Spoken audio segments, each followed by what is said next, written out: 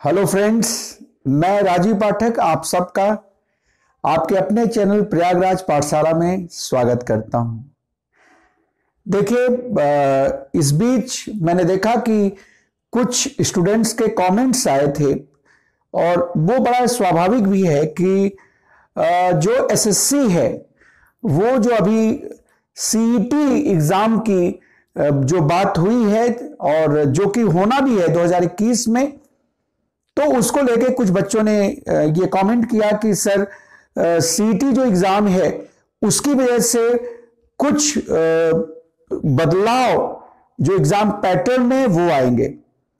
तो ये बात मैं आपको बहुत क्लियर कर देना चाहता हूं कि जैसा कि आपको पता ही है कि इस एग्जाम की नोटिफिकेशन जारी हो चुकी है और सारे डेट्स डिक्लेयर्ड हो चुके हैं कि कब फॉर्म आ रहा है, कब तक आपकी फॉर्म अप्लाई होंगे, कब ऑनलाइन एग्जाम्स होंगे, कब आपका पेपर 1 होगा।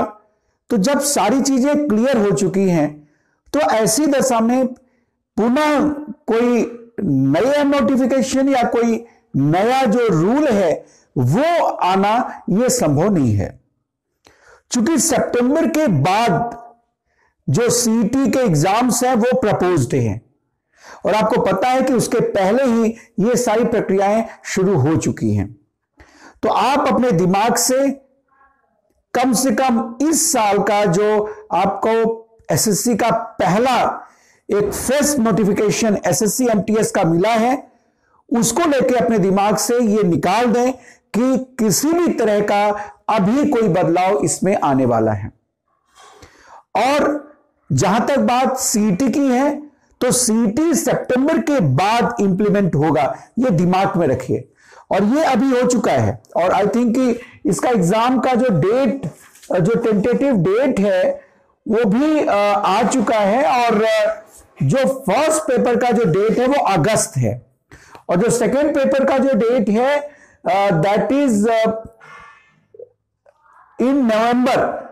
तो आप ये बताइए कि जब अगस्त में पेपर हो रहा है और सितंबर के बाद से सीईटी के बारे में चीजें होंगी, उसके एग्जाम्स होंगे, तो फिर ये चीजें संभव नहीं है। कुछ लोगों ने हमसे पूछा था कि सर कैसे क्या होगा, कितने पेपर्स होंगे। तो एक बार मैं फिर से आपको क्लियर कर दूं कि एसएससी एमटीएस में आपके अभी वही 4 पेपर, आपके रीजनिंग, इंग्लिश, मैथमेटिक्स जिसमें कि आप इसको न्यूमेरिकल एप्टीट्यूड भी बोलते हैं, और जनरल अवेयरनेस, इन सब के 25 क्वेश्चंस होंगे। टोटल आपको नंबर ऑफ क्वेश्चंस 100 होंगे। आपको जो टाइम ड्यूरेशन मिलेगा दैट विल बी 90 मिनट्स। और एक बात और आपको बता दें कि आप कोशिश से करना कि जो आप आंसर दो वो जिसमें आप कॉन्फिडेंट हो। ये कंप्यूटर बेस्ड एग्जाम होगा पेपर 1 और यही डिसाइसिव रोल प्ले करेगा। आपको यह बात अपने दिमाग में रखनी होगी। क्यों? क्योंकि जो पेपर सेकंड है that will be only of qualifying nature, वो आपको केवल क्वालिफाई करना होगा। तो जो आपकी मेरिट बनेगी वो इसी आधार पे बनेगी। तो हर सही क्वेश्चन के लिए आपको 1 नंबर दिए जाएंगे, आपको 1 मार्क अवार्ड किया जाएगा। लेकिन अगर आपने कहीं तुक्का मारा है या गलत आंसर आप दे रहे हैं तो फिर आप तैयार रहिएगा पनिशमेंट के लिए भी। पनिशमेंट के तौर पे आपके 1/4 मार्क्स 0.25 मार्क्स आपके काट लिए जाएंगे। अब देखिए, इसकी अलग अलग कट ऑफ जारी होती है।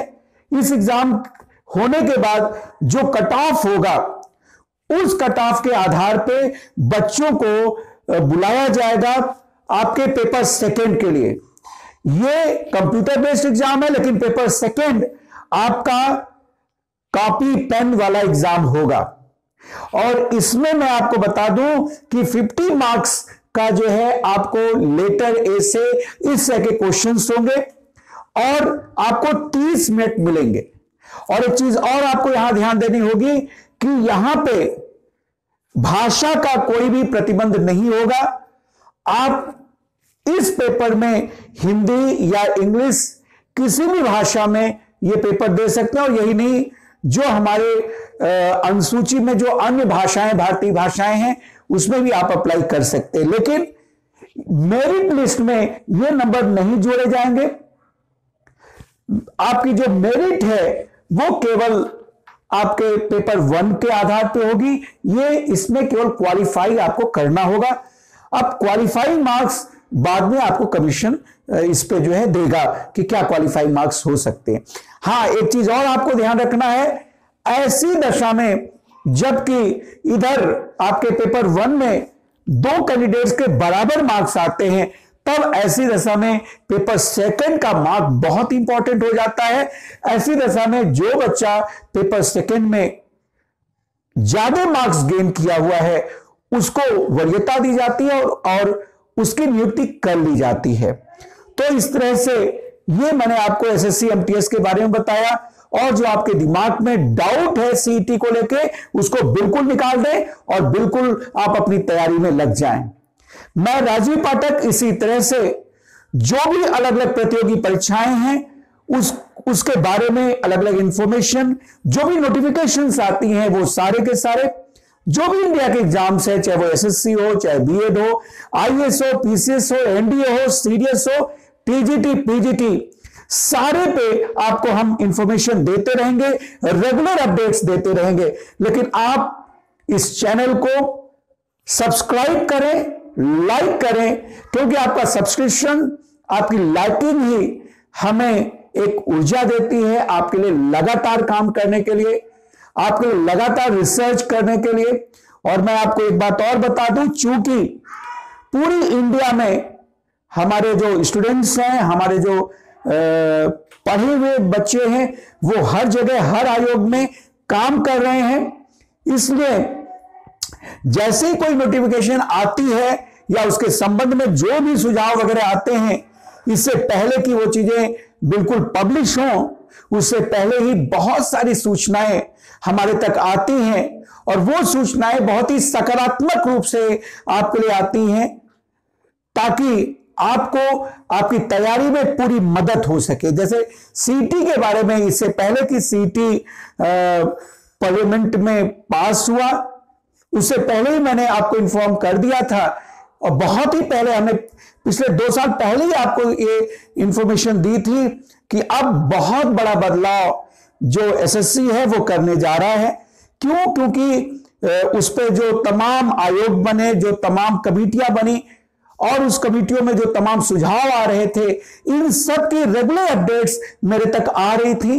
वो सिर्फ और सिर्फ इसलिए आ रही थी ताकि हम अपने स्टूडेंट्स को बता सकें, उनको रेगुलर अपडेट रख सकें, ताकि वो और मेहनत कर सकें, एक नए तरीके से मेहनत कर सकें और एग्जाम में अच्छा कर सके। तो एक बार फिर से मैं राजीव पाठक आपके अपने चैनल प्रयागराज पाठशाला की तरफ से आप सबको आने वाले सारी परीक्षाओं की बहुत बहुत शुभकामनाएं। Thanks a lot.